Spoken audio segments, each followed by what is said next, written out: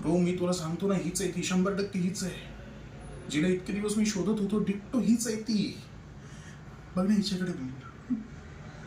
मी ना प्रेमात आदळलोय, आपटलोय, असं बाउन्स झालं. हिचे डोळे ना ब्रो सपासप वार करतायत माझ्यावर.